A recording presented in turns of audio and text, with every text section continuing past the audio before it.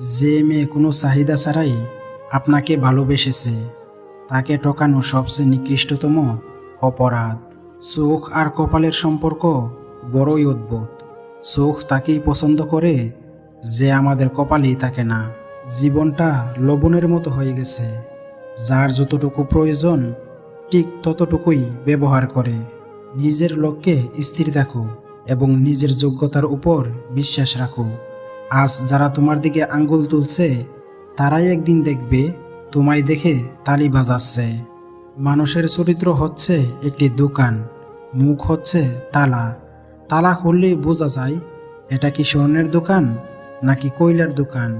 মানুষ আপনার সাথে নয়, আপনার পরিস্থিতির সাথে হাত মিলায়।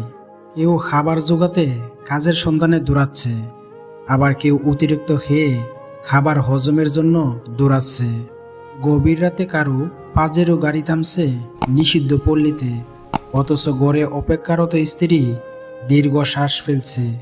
কেউ ভাঙ্গা গড়ে থেকেও স্ত্রীকে নিয়ে অবিরত সুখের স্বপ্ন বুনছে। কেউ ভাবছে আর কয়েকটা দিন ডিভোর্স পেপারে সাইন করলেই মুক্তি। কেউ একটা সম্পর্ক টিকিয়ে রাখার জন্য যুদ্ধ করে চলছে। কেউ সন্তান ডাস্টবিনে ফেলে দিয়ে দায়মুক্ত হতে চাইছে।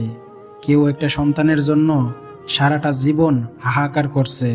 কেউ লাখ টাকা ডাইনিং টেবিলে বসেও তৃপ্তি সহকারে ভাত খেতে পারছে না। কেউ পেঁয়াজ কাঁচামরিচ কষলিয়ে তৃপ্তি সহকারে ভাত গিলছে। কারো দামি খাটে শুয়েও আবার ঘুমের ঔষধ খেতে হচ্ছে।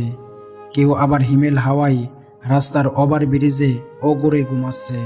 কারো পড়া টেবিলে নতুন বইয়ের জাঁকজমক, কিন্তু পড়তে ইচ্ছে করছে না। কেউ পুরাতন বইয়ের দোকান চষে বেড়াচ্ছে পকেট খালি বলে। কেউ বিলাসবহুল গাড়িতে বসে চিন্তা করছে সন্তানগুলো মানুষ হলো না, এত সম্পত্তি রাখতে পারবো তো। কেউ পায়ে হেঁটে পথ চলছে, মনে মনে ভাবছে সন্তান তো মানুষ করতে পেরেছি, আল্লাহ চাইলে ওরাই জীবনটা এখন গড়ে নেবে।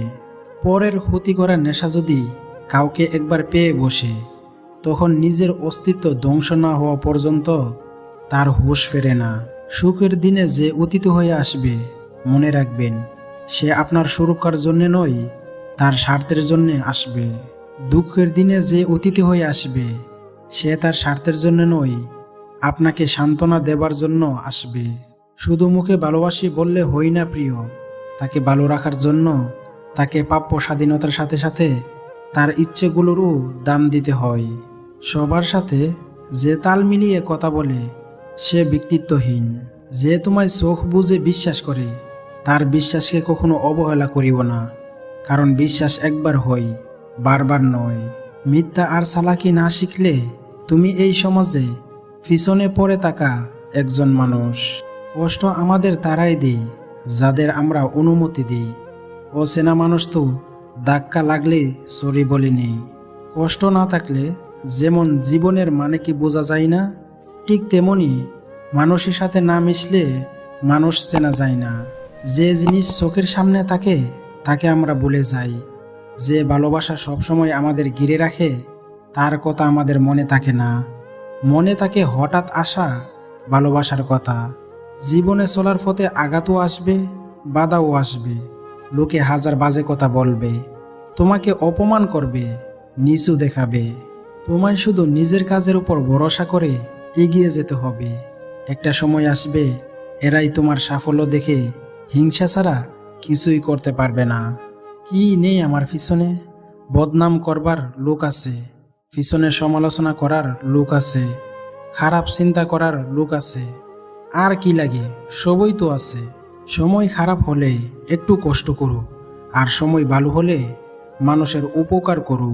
চরিত্র এমন হওয়া উচিত, একা কোনো মেয়ে রাস্তা দিয়ে যাবার সময় তোমায় দেখে সাহস যেন পাই, বই নয়। এমন বন্ধু পরিত্যাগ করো যে তোমার শত্রুর সাথে চলাফেরা করে।